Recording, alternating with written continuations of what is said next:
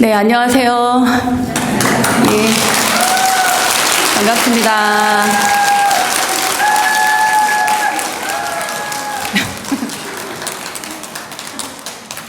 네, 죄송합니다. 제가 데리고 왔어요. 네. 제가 들어오면서 늘 여기 불광사에 올 때마다 입구에서 늘 마음이 불편한데 지금 기분이 조금 풀어졌습니다.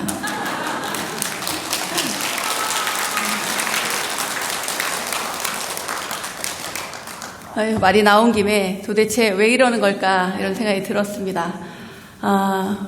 도대체 왜 이렇게 저렇게 소란스러울까 올 때마다 느낍니다. 여러분들께 너무 죄송한 말씀을 드리고요. 그리고 오늘 주제와 또 연관이 있을 것 같아서 그런 이야기를 한번 꺼내봅니다. 학창 시절에 저는 이렇게 주먹을 불끈쥐고 물러가라 제가 이렇게 외친 적은 있지만 제가 물러갈 대상이 된 적은 별로 없었기 때문에 제가 오늘 처음으로 내가 물러갈 대상이구나 이런 걸 느꼈어요. 안에서 가만히 들어보니까 막 물러가라 하니까 대한민국의 어느 사찰에서 이렇게 법을 설하는 스님한테 물러가라 그러겠어요. 야, 참 신기한 경험을 해봤습니다.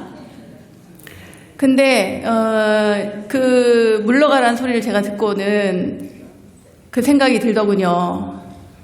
옛날에 어떤 농부가 그 집을 돌아가는데 농사를 짓고 저녁에 이제 일이 끝나가지고 집으로 돌아가는데 가는 길에 어느 되게 그 신음소리가 들려가지고 봤더니 큰 바위돌 밑에 큰 뱀이 깔려 있는 거예요. 그러니까 큰 뱀이니까 얼마나 무섭겠습니까?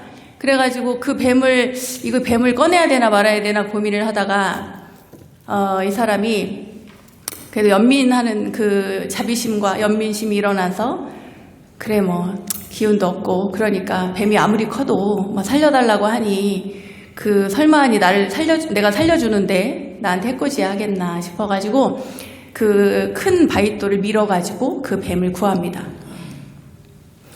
근데 뱀이 이제 살려달라고 해서 살려졌잖아요. 그런데 이 뱀이 이제 정신을 차리고 기운을 내려고 이렇게 쳐다보면서 그 농부한테 갑자기 이렇게 머리를 세우고 살려준 건 고맙지만 내가 너무 배가 고프니까 널 잡아먹어야겠다. 그런 거예요. 뱀이 잡아먹겠다고 하니까 농부가 얼마나 기가 막혀요. 살려달라 할 땐 언제고 이렇게 잡아먹겠다고 하니까 이게 너무 불공평하다. 너 어떻게 그럴 수가 있냐. 그렇게 하니까 뱀이 뭐라는 줄 알아요? 이 세상이 원래 불공평한 거야. 불공평하다는 거예요. 이 세상이 원래가. 그러니까 그러지 않다. 모든 것이 다 그렇게 불공평한 것이 아니다. 그러니까 이 뱀이 잠깐 생각을 한 다음에 자기를 살려줬으니 그럼 기회를 주겠다 그래요. 어떤 기회를 주냐면 앞으로 그 동물 세 종류의 동물을 만나는 동물 세 종류에게 물어봐라. 인생이 공평한지 불공평한지. 그 세 동물 가운데 공평하다고 말하는 동물이 한 가지라도 있으면 내가 살려주겠다 그래요. 이 자체가 사실 불공평한 그런 게임인데 어쨌거나 농부의 입장에서 어쩔 수가 없어요. 뱀이 이미 자기 몸을 칭칭 감고 머리를 이렇게 혀를 낼름거리면서 잡아먹으려고 하고 있으니까. 그래가지고 이제 동물을 찾아서 이렇게 보니까 들판에 저 멀리서 동물이 다가와요. 동물이 다가오는데 맨 처음에 만난 동물이 소였어요. 들소. 그래가지고 이 소한테 이 사정을 이야기하고 물어봅니다. 너는 삶이 공평하다고 생각하냐? 물어보니까 여러분이 소라면 뭐라고 대답하겠어요? 아니라고 대답해요. 소가 이야기하기를 내가 살 수 있도록 인간들은 나에게 풀을 준다.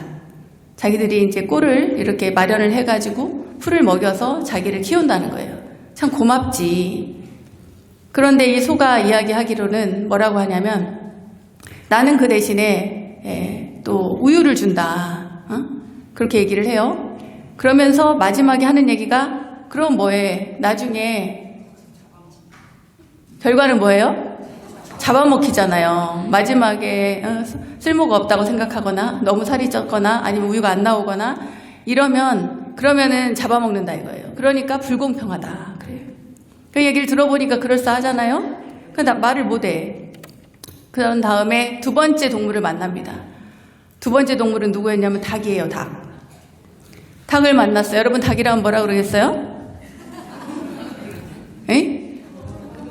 그래요. 불공평하다 그렇겠죠. 예상대로 이 닭이 그러는 거예요. 사람들은 나에게 모이를 줘가지고 내가 잘 먹고 그러는데 근다고 내가 안 주는 건 아니다. 나는 달걀을 낳아준다 그래요. 그렇잖아요. 그런데 동네에 잔치가 열렸다. 동네에 잔치가 열리면 그러면 자기는 그날로 목을 내놔야 된다는 거예요. 어이쿠 전화 받으세요.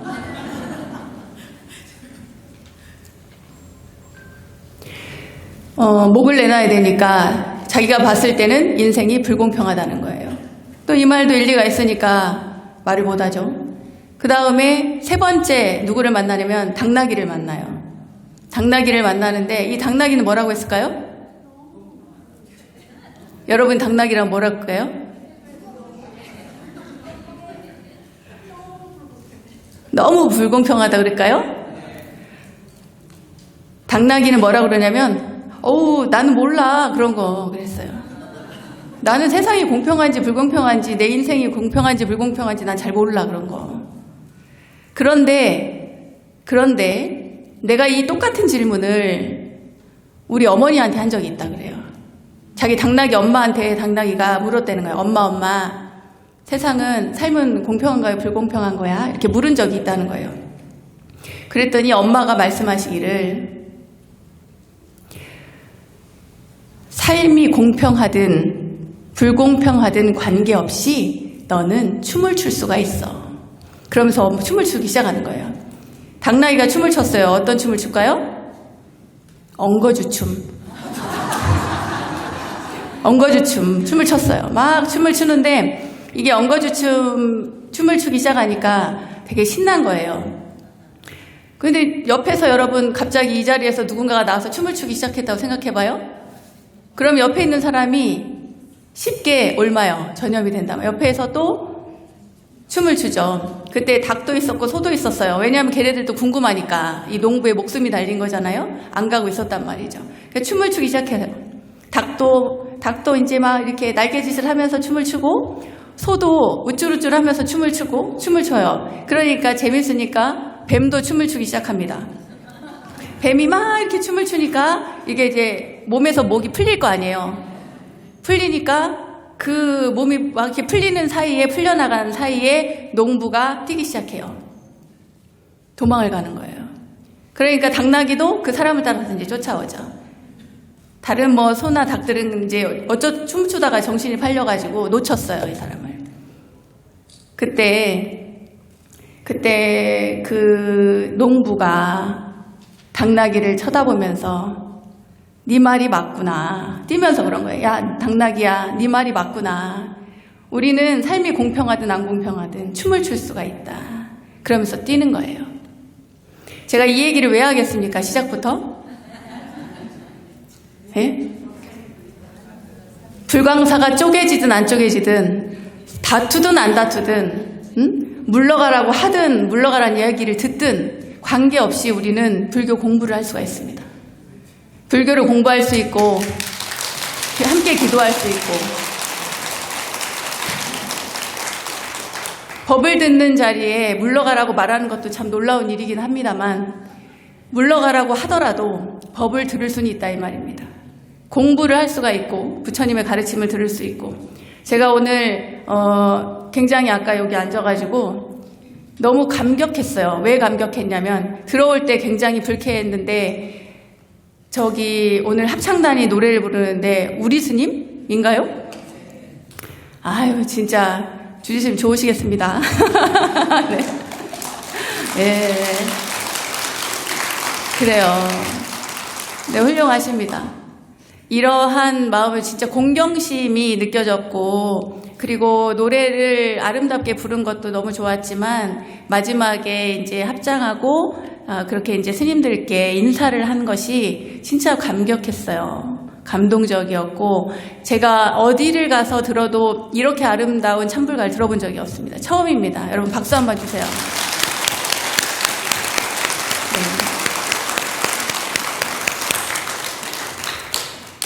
예, 살다 보면은 사실은 우리 인생에 흠결이 없는 사람은 없습니다. 그렇지 않겠어요? 여러분들 금강경에 나오는 수보리존자도 출가하기 전에는 그렇게 싸움을 잘했대요. 골칫덩어리였답니다. 그래가지고 집에서도 골칫거리였어요. 어디 갔다 수보리가 있는 곳에선 꼭 다툼이 일어나는 거예요. 그렇게 싸움닭같이 그렇게 살았답니다.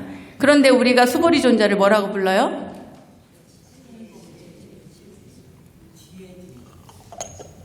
수보리존자를 지혜제일이라고 불러요? 잠깐만, 저기 주지스님 교육을 이게 공부가 좀 필요하네. 네. 지혜제일 누구예요? 문수보살?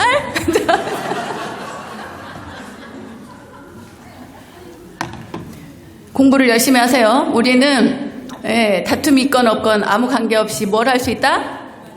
불교를 공부할 수 있다. 불교를 공부할 수 있다. 함께 기도할 수 있다.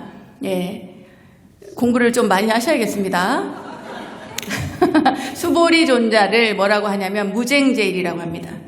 다툼이 없는 없는 자 가운데 제일이라고 합니다. 무쟁제일이라고 불러요. 물론 해공제일이라고, 공을 가장 잘 이해한 분이라고 해서 해공제일이라고도 하는데 10대 제자 가운데 수보리존자를 무쟁제일이라고 한다. 뭐라 한다? 뭐라 한다? 무쟁제일. 오늘 무쟁제일이라고 대답을 못하신 분들은 오늘 나갈 때, 오늘 불광 출판사 나오셨습니까? 네, 책 한 권씩 다 사가세요. 이제서 해야 되는 금강경. 아시겠죠? 플러스 알파로 주지스님의 책도 한 권씩 다 사가세요. 공경한다며. 사가야지. 네. 무쟁제일이에요. 다툼이 없는 자 가운데 제일이라는 얘기를 하는 거예요. 왜냐? 그렇게 다투던 분이 출가를 한 다음에 부처님의 말씀을 듣고 출가하고, 그리고 나서 그 다음부터는 다툼이 사라진 거예요. 분노가 사라진 거죠. 언제 어느 때라도 다툼이 없어요. 그래서 금강경에도 보면은 그 아란나행, 말하자면 아란냐, 저기 고요한 토굴에서 정진하는 그런 것을 좋아한다고 하죠. 이 수보리존자가 금강경에 핵심적인 질문을 합니다. 그러한 수보리존자의 이야기를 이제 이렇게 다툼과 연결해서 여기까지 왔는데, 가만히 생각해 보면 수보리존자도 출가하기 전에는 흠결이 있는 사람이었어요. 제가 지난번에 와가지고 목발 이야기했죠. 목발나라 기억나요? 목발교. 그런 것처럼 출가한 다음에도 흠결이 여전히 있을 수 있어요. 저도 마찬가지고. 흠결이 없는 사람이 없죠. 그 흠결을 다듬고도 다듬어서 잘 살아가려고 하는데, 이 흠결을 서로가 인정을 해줘야 되는 거예요. 왜냐하면 그에겐 상처이니까. 옛날에 한 어부가 하루는 진주를 캤답니다.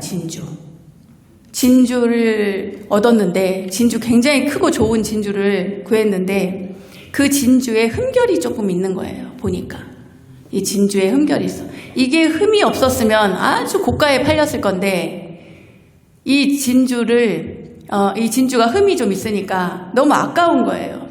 그래서 이 어부가 생각을 했죠. 이걸 어떻게 하면 좋을까? 여러분 같으면 어떻게 하겠습니까?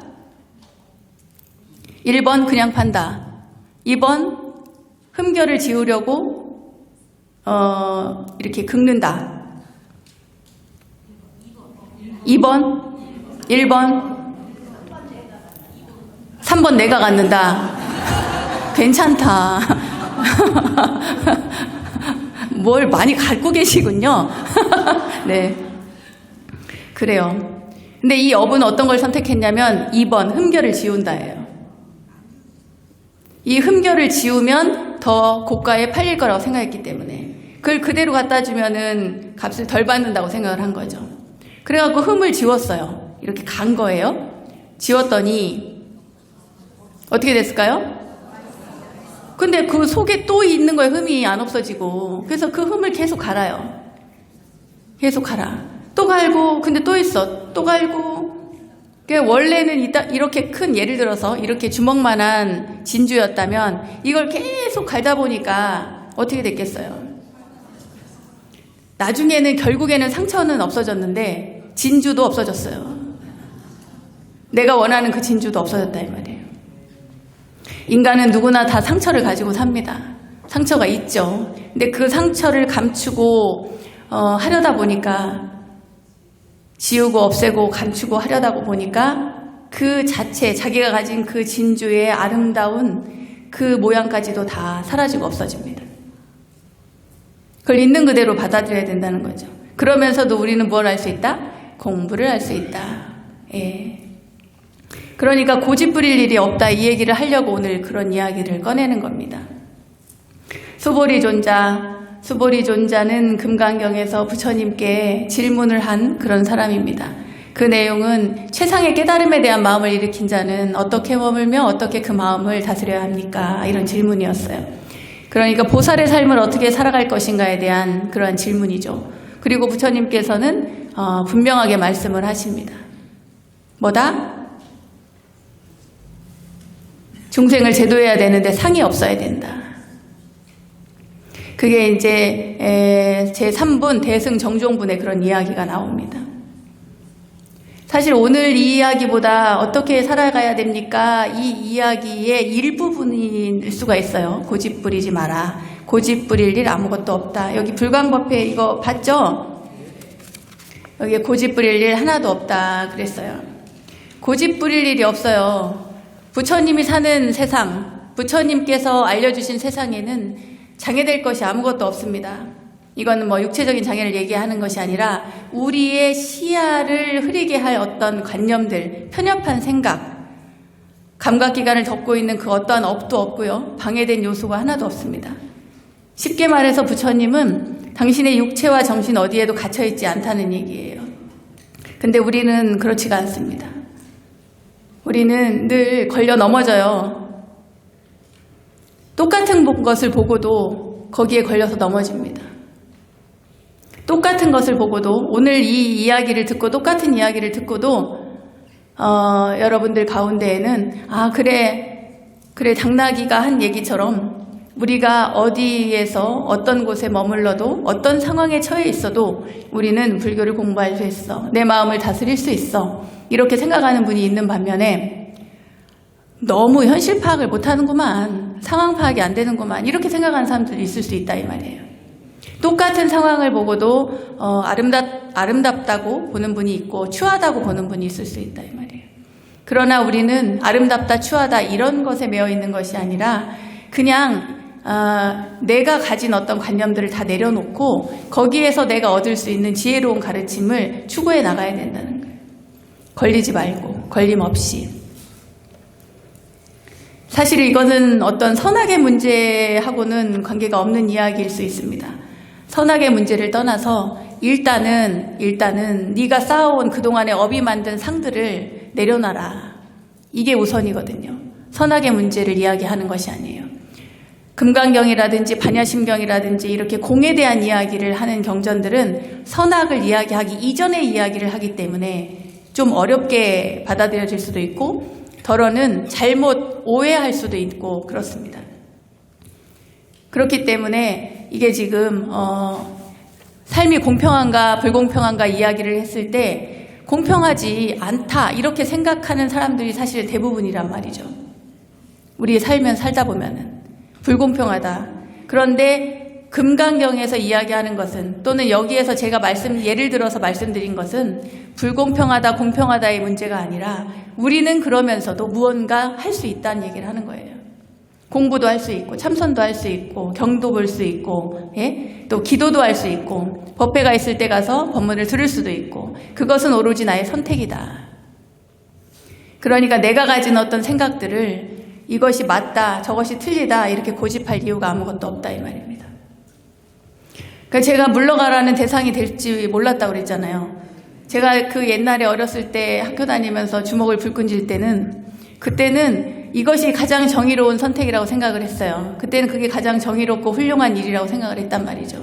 내가 그 대상이 될 거를 모르고 내가 알았으면 그때 안 했을지도 모르는데 아무튼 그렇습니다. 근데 우리가 가진 생각들, 우리가 가진 어떤 관념들 맞네 틀리네 또는 뭐 좋아하고 싫어하고 또 미워하고 하는 수많은 것들이 사실은 다 자신이 만들어내는 것들이란 말이죠. 사람들이 아니더라도 기본적으로 이 모든 상황이나 인간들이나 이 존재들은 내가 아닌 상대에 의해서 이 상황이 일어난 줄 알아요. 내가 나쁜 사람일 거라는 생각은 안 하고 남이 나쁜 사람이라는 생각만 한다 이 말이에요. 사실은 나도 나쁜 사람일 수 있어요. 내가 생각하는 것이 틀릴 수 있고 잘못됐을 수 있다 이 말이죠. 그러니까 항상 여지를 남겨둬야 돼요. 아, 내가 좀 잘못됐을 수도 있나 이런 생각을 남겨둘 필요가 있습니다. 그런데 그러지를 못하고 항상 누가 잘못했고 누군가에 대한 시비거리로 이렇게 온단 말이죠. 그러니까 이 모든 상황에 있어서 항상 우리는 불치여상 상을 취하지 말지어다 항상 생각을 해야 됩니다. 그 다툼의 원인을 가만히 생각해 보면 대부분이 다 그런 거예요. 내가 갖지 못한 것들에 대한 욕망. 우리가 화가 나거나 또는 마음이 불편하거나 또 속이 상하거나 남을 용서하지 못하거나 이 모든 것들이 사실은 다 자신의 욕망을 자기가 채우지 못했기 때문이라는 거죠. 근데 그런 게 다 별게 아니에요. 별게 아니에요. 그거 가만히 생각해 보면 굉장히 참 별일 아닌 것에 대해서 우리가 시비를 할 때가 있어요. 별일 아닌 것을 가지고 집안에서도 그렇고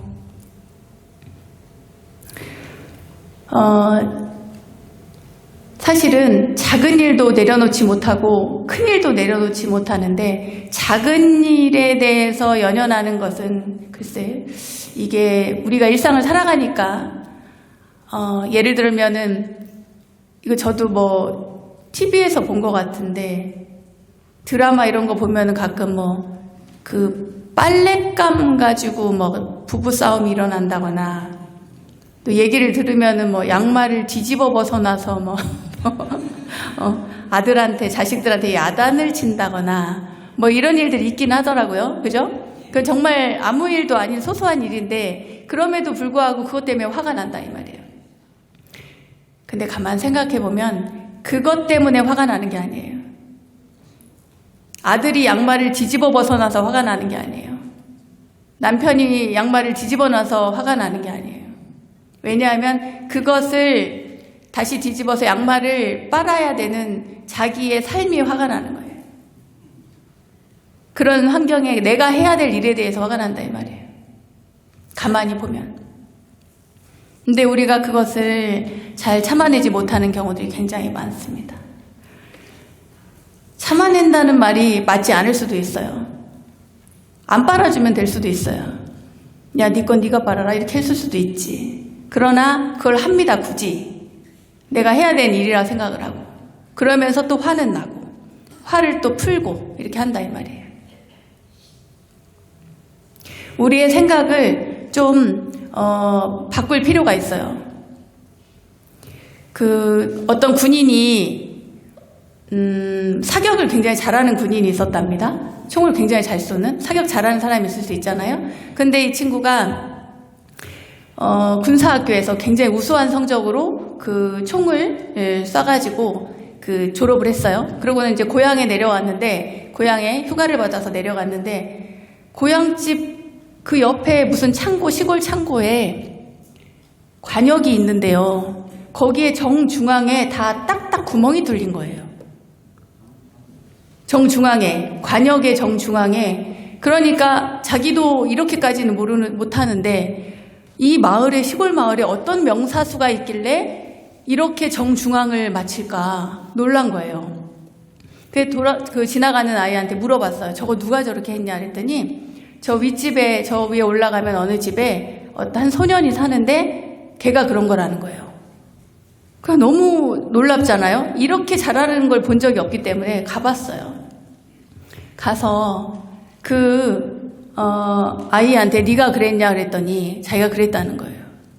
네가 그렇게 저렇게 잘하냐 그랬더니 씩 웃어요. 너 누구한테 배웠냐 그러니까 저 배운 적 없는데요.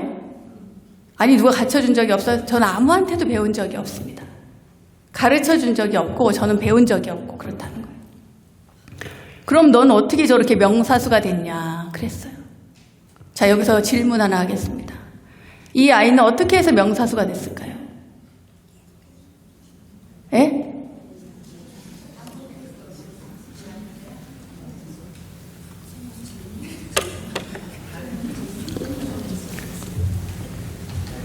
정답을 맞히신 분에게 오늘 책 한 권 선물로 드리겠습니다. 자, 손 들고 얘기해 보세요. 정답. 총으로 쏜 게 아니다. 땡. 물론 그럴 수는 있죠. 총은 아니지만 그러니까 총과 유사한 거죠. 네. 끊임없이 노력했다. 땡. 또. 자, 책 2권 드리겠습니다. 책 2권. 네. 타고날 때부터 잘 썼다. 땡. 손으로 뚫었다. 땡. 자, 책 3권 드리겠습니다. 없어요? 마지막. 뭐라고? 한 분씩 얘기하세요. 놀이 삼아 했다? 놀이 삼아 했는데 그렇게 잘해요? 땡. 마지막. 끊임없이 노력했다? 땡. 전 세계 명사수가 됐다. 그러니까 명사수가 됐는데 어떻게 됐냐 이 말이에요. 마음을 내려놨다. 네. 책 3권 받아가실 분 없어요? 네, 그래요. 이건 참 생각하기 어려운 일이기 때문입니다. 왜냐, 그 아이가 웃으면서 얘기를 해줬어요. 사실 이거 되게 쉬워요. 그래요. 되게 쉽대요. 그랬더니 어떻게 했길래 그게 그렇게 쉽냐. 그거를 딱 쏴요. 그 어린아이니까 딱 총을 쐈겠죠? 딱 쏴요. 그러고 나서 거기 딱 박히잖아요? 막 가더니 그 주변에 동그라미를 쳐요. 관역을. 먼저 쏜 다음에 관역을 주변에 그리는 거야. 그게 비결이었던 거예요. 놀랍죠? 이 얘기를 한 이유가 뭔지 알겠어요? 예. 우리는 남이 그려놓은 관역을 정중앙을 맞추겠다고 그 중앙을 맞히는 것에만 노력을 하면서 인생을 살아요. 근데 그 아이 봐요. 중앙은 맞히고 싶어. 맞히고 싶은데 안 되네. 자기가 쏴놓고 거기 중앙에 그리는 거예요. 관역을. 우리의 인생도 그럴 수 있어요. 남이 만들어 온 틀은 일종의 관념이고 상이에요. 인생을 살아가는 것. 물론 내가 만든 관념일 수도 있겠죠. 그러나 이 이야기의 포인트는 우리가 정해놓은 어떤 틀에 얽매이지 말라는 거예요. 남이 그려놓은 관역에만 정중앙을 맞추려고 그것을 맞히는 것이 마치 자신의 삶의 목표가 되는 양, 사명인 양, 그게 안 되면 무슨 큰일 나는 양 이렇게 생각하며 산다는 거예요. 그런 것은 하지 마라. 인생을 그렇게 살 필요가 없다. 그 옛날에 알렉산더 대왕 여러분 아시죠? 알렉산더 대왕이 기원전에 인도까지 간 기록이 있어요. 그 기록이 있는데 기원전 326년 맞나? 기원전 제가 적어왔는데 예, 맞네요. 기원전 326년 그때 그 전투를 하고 페르시아군과 전투를 하고 나서 그 인도를 가게 됐는데 이제 승전을 했겠죠. 뭐 승승장구지. 전 세계를 정복하신 분이니까. 이 알렉산더 대왕이 인도를 갔어요. 인도를 갔는데 인도에서 너무 덥고 그리고 그때 당시에 병사들이 열병을 앓아가지고 막 그 전염병처럼 막 열병이 퍼졌어요. 그리고 본인은 전투에서 이기긴 이겼는데 화살을 맞아가지고 폐를 좀 다쳤대요. 그래가지고 뭐 모든 것이 짜증이 나요. 어쨌거나 간에 승전하고 인도 땅을 이제 인더스 강을 건너가지고 인도 땅을 진입을 해서 막 이렇게 승승장구하고 돌아다니는데 인도에는 수행자가 많잖아요.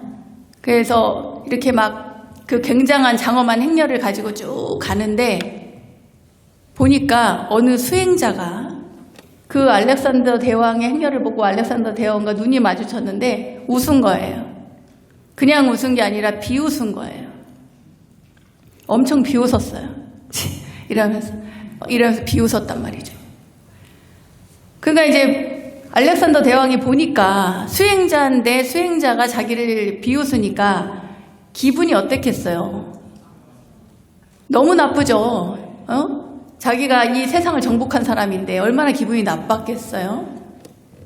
그래가지고 기분이 너무 나쁘니까 왜 웃냐고 그런 거예요. 다시 그 행렬을 멈추고 그 수행자에게 왜 웃냐? 너 내가 누군지 모르냐고. 그러니까 그 수행자가 웃으면서 더 크게 웃으면서 네가 누군데? 그대가 누군데? 그러는 거예요. 그래서 나를 모르는 자가 있냐고. 응? 나는 전 세계를 정복한 알렉산더 대왕이다. 내가 바로 그 유명한 알렉산더다. 그러는 거예요. 감히 나를 몰라보다니, 내가 얼마나 위대한 인물인데 나를 몰라볼 수가 있냐, 그러는 거죠. 근데 그 수행자가 뭐라고 그랬냐면, 내가 보니까 당신은 그냥 한낱 평범한 사람에 지나지 않다. 나는 그대 안에서 그냥 가난한 마음의 소유자를 볼 뿐이다. 그런 거예요. 가난하다는 거지. 이 알렉산더 대왕이 그 얘기를 듣고는 충격을 받아요. 그게 무슨 말이냐고. 내가 전 세계를 정복하고 위대한 자인데 감히 나한테 그런 말을 하다니 네가 죽고 싶은 거냐고 그래요. 그러면서 문득 떠오르기를 이 알렉산더 대왕의 스승이 누구냐면 아리스토텔레스예요. 그러니까 아리스토텔레스가 인도에 가면 성자들이 많다는 얘기를 한 적이 있기 때문에 그냥 지나칠 수가 없었던 거예요. 그래가지고 이 얘기를 들어보기로 해요. 죽이지 않고. 그게 무슨 말이냐 그래요. 예를 들어서 이제 당신이 만약에 알렉산더 대왕한테 얘기하는 거예요. 이제 수행자가 당신이 만약에 사막의 한복판에서 주변에 오아시스도 없고 아무것도 없는 그 사막에서 오도 가도 못하고 있다고 생각을 해봐라. 그때 당신에게 정말 절실하게 필요한 것은 뭐예요? 물이에요. 물 한 잔이란 말이에요. 물 한 컵, 물 한 잔이 필요한데 자, 그때 당신에게 물을 준다면 당신이 그동안 정복해온 그 많은 것들, 당신의 제국에 그 제국과 그 물 한 컵과 어떤 것을 바꾸겠느냐. 그래요. 어떤 것을 바꿀까요? 제국의 어떤 것과 이 물 한 컵을 바꾸겠느냐. 그래요. 그러니까 알렉산더 대왕이 진짜 심각하게 생각을 하고 내 왕국의 절반을 주겠다 그래요. 근데 수행자가 너무 재밌는 게 그래? 만약에 그 물을 가지고 있는 사람이 그 절반의 왕국이 싫다 거절하면 어떡하겠냐 그래요. 그러니까 내가 정복한 모든 것을 주겠다. 그럼에도 물 한 컵을 내가 받아 마시겠다. 그렇게 솔직하게 이야기를 해요. 그러니까 수행자가 웃어요. 웃으면서 다시 이야기를 하는 거죠. 거 봐라. 전 세계를 정복한 너의 왕국의 그 가치는 물 한 컵에 지나지 않는다. 전 세계를 정복했어도 그 물 한 컵에 지나지 않는다는 거예요. 그런데도 어리석게 당신은 당신이 정복한 세상, 당신의 위대함에 대해서 이야기를 하고 있다. 얼마나 어리석은가, 그런 거예요. 그 얘기를 듣고는 알렉산더 대왕이 진짜 숙연해졌대요. 그러면서 이제 떠나게 돼요. 떠나니까 그때 그 수행자가 말하기를 기억을 잘해라. 지금 당신이 가진 그 위대함이라는 것은 모든 것이 다 환상일 뿐이다. 이렇게 얘기를 하는 거예요. 많이 들어보셨죠? 예, 우리 금강경에서 늘 이야기하는 환상에 관한 이야기. 그래가지고 이 알렉산더 대왕이 진짜 이 수행자를 만나고 난 다음에 어떻게 했을까요? 자기 나라로 돌아가요. 마케도니아로 돌아갑니다. 정말 뭔가 이렇게 마음에 와닿는 게 있었나 봐요. 돌아가서 그 뒤에 진짜 1년 뒤에 33살의 나이로 죽습니다. 이게 뭐냐고, 모든 것이 다 환상인 거죠. 우리는 아까 그 양말 뒤집어 놓은 이야기에 그것도 내려놓지 못한다 그랬어요. 근데 큰 왕국도 정말 이 전 세계를 정복했다고 하는 그런 사람도 사실은 그가 얻은 그 위대한 업적 이런 것들이 사실은 물 한 컵에 지나지 않는다. 하물며 이 작은 일이야 뭐가 문제겠어요.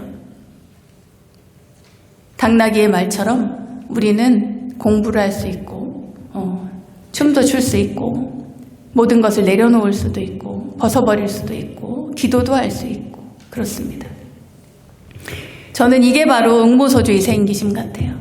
머무는 바 없이 마음을 낼 수 있는 것 같아요. 그런 것들을 내려놔야 마음을 다시 일으켜서 잘 선택해서 춤을 추든 수행을 하든 법문을 듣든 기도를 하든 공부를 하든 할 수 있다. 이렇게 봅니다. 제가 몇 시까지 해야 될까요?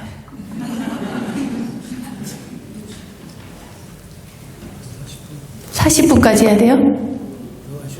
아, 더 해도 돼요? 네. 뭐 더 해도 된답니다. 네. 제가 시간 관리를 잘 못했어요. 12시까지 하는 줄 알고. 네. 자, 그러면, 그럼 좀 정리를 해야 되겠네요. 시간이 별로 없으니까. 우리가, 오늘 많은 이야기들을 했어요. 그죠? 자, 당나귀 이야기도 했고, 진주 이야기도 하고, 알렉산더 이야기도 하고, 그 관영 이야기도 하고 여러 가지 이야기들을 했습니다. 사실 이 모든 것들은 다 기본적으로 불치여상입니다. 상을 취하지 말지어다. 상을 취하지 말라는 얘기는 결국에는 집착할 것이 없다는 것이고, 집착이라는 것은 우리 쉽게 우리의 말로 고집부릴 게 없다는 거예요. 어디에도 집착할 것이 없다. 집착을 하기로 치면요, 끝이 없습니다. 끝이 없어요. 예. 끝이 없어요. 여기 이제 예를 들어 휴대폰이 있잖아요. 이 휴대폰은 우리가 통화도 할 수 있고 연락도 할 수 있고 모든 걸 다 할 수 있는데 이걸로 사람을 때렸다고 쳐봐요. 이게 뭐가 되겠어요? 무기가 될 수가 있어요. 무기가 될 수가 있다. 그러면은 이것만 무기가 될 수 있냐? 예를 들어서 제가 이거를 던졌다. 그래서 누가 맞았어요. 그럼 뭐예요? 이게 또 무기가 될 수가 있어요. 모든 것들이 다 무기가 될 수 있어요. 이 사찰에서 잘못된 행위가 일어나고 잘못된 것들이 전해지면 이 사찰이 무기가 될 수가 있어요. 다른 말로 우리가 말로써 누군가에게 상처를 주면 우리의 혀가, 우리의 말이 무기가 될 수 있다. 모든 것들이 다 무기가 될 수가 있어요. 그런데 바꾸어서 또 얘기를 하자면 이 폰으로 누군가에게 전화를 했어요. 상대가 너무 행복해. 어머, 스님이 저에게 전화를 다 하셨네요. 네, 잘 지내십니까? 안부를 묻고 상대가 너무 좋아해. 그러면 이 폰은 그냥 폰이 아니라 행복을 주는 폰이 되는 거예요. 그죠? 제가 이야기하는 요지를 알겠죠? 제가 이걸로 아까는 무기가 됐지만 이것으로 물을 마시고 차를 마시면 제가 갈증을 해소하고 목이 편안해지면서 행복해져요. 더군다나 맛있는 차가 있다 그럼 더 행복해지겠죠? 이 차는 그냥 차가 아니라 행복이에요. 제 이야기를 듣고 여러분께서 아 맞아 좋아 만약에 제 이야기에 상처를 받았으면 제 말이 무기가 됐겠지만 제 이야기를 듣고 여러분들이 행복했다면 제 이야기는 제 말은 행복이 되는 거예요. 제 이야기를 듣고 지혜로워졌다면 제 이야기는 언어에서 끝나지 않고 지혜가 되는 거죠. 이 세상에 지혜가 아닌 것이 없습니다. 이 사찰 안에서 기도가 이루어지고 법문이 이루어지고 많은 것들이 좋은 가르침들이 이루어지고 한다면 아까 우리 스님 정말 공경하는 마음으로 우리 스님을 청하는 그 마음이 있다면 이 안에는 아직 행복이 있고 지혜도 있고 공경하는 마음도 있고 그런 거예요. 그러니까 무엇이 될 수 있는지는 각자의 노력과 선택에 따라 달라집니다. 정중앙을 맞춰야 되겠다 이런 생각이 아니라 내가 꽂고 관역을 그리는 것도 일종의 그런 것일 수 있다 이 말이에요. 내가 만들 수 있는 거죠. 모든 것들이. 그런데 거기에 있어서 금강경에서 얘기하기로는 어떠한 상도 고집 부릴 것도 없다. 내가 옳다고 생각하는 것만 계속 가면요. 요즘 유튜브가 그런다더군요. 알고리즘 때문에 내가 좋아하는 것만 계속 알려주는 거예요. 얘가. 내가 좋아하는 것만, 내가 관심이 있는 것만 계속 알려주니까 이게 굉장한 폐해를 낳는다는 겁니다. 어느 쪽으로는 되게 이제 좋게 작용을 하면 더 많은 지식을 알려줄 수도 있고, 많은 흥미와 재미를 느끼게 할 수도 있지만, 이게 옳고 그름으로 따지게 되면은 계속 내가 생각하는 것만 옳다고 볼 수가 있는 거예요. 그러니까 고집을 계속 부리고 반대 의견을 들으려고 하지 않는 그런 경우가 발생하는 거죠. 저는 오늘 참 많은 것을 느끼고 하는 것 같습니다. 들어올 때 물러가라부터 시작해서 합창단의 공경과 그 따뜻한 그 찬탄의 음성과 또 아까 제가 들어왔을 때 입장했을 때 그 소리 질러주신 그 환호성에 또 기분이 금방 좋아졌다가 많은 감정들을 느낍니다. 저뿐만 아니라 여러분들도 일상에서 많은 감정들을 느낄 거예요. 그러나 여러분, 이 감정은 영원한 것이 아닙니다. 감정은 정말 수시로 변해, 수시로. 그리고 수시로 변하는 게 맞고 또 그것을 영원하겠다고 붙잡는 것 또한 그것 또한 집착에 지나지 않습니다. 이 세상 모든 것들은 무상한 것이기 때문에 변하는 것이 당연하죠. 이제 40분이 되었네요. 마지막 말씀을 드리겠습니다. 오늘 고집 부릴 거 없다 그런 이야기도 하고 이런저런 이야기를 했는데 정작 어떻게 하다 보니까 제가 하려는 이야기가 여기 연결이 되는지 안 되는지 두서없이 많은 이야기를 한 것 같습니다. 이 모든 것들은 물러가라고 해가지고 그렇습니다. 앞으로는 물러가라고 안 했으면 좋겠습니다. 제가 올 때 그런 이야기가 안 들렸으면 참 좋겠다 이런 바람을 해봅니다. 우리가 생각하는 것은요, 사실은 정말 굉장히 작은 어항 속일지도 모릅니다. 그 잉어 가운데 코이라는 잉어가 있대요, 여러분. 그 잉어는요, 어항 속에 키우면 10cm가 자란답니다. 그런데 연못에 놓아두면요, 30cm가 자란답니다. 이 잉어를 강물에 놓아주잖아요? 그러면 100cm까지 자란답니다. 우리는 잉어는 아니지만 이거보다 더 크게 자랄 수가 있습니다. 내 마음을 어항 속에 두느냐, 우물 속에 두느냐, 연못 속에 두느냐, 강물 속에 두느냐, 바다에 두느냐, 아니면 저 허공에 두느냐. 그에 따라서 우리의 마음은 점점 더 커질 겁니다. 여러분, 내 생각이 틀릴 수도 있으니 고집 부릴 일 하나도 없습니다. 제 법문은 이것으로 마치겠습니다. 감사합니다.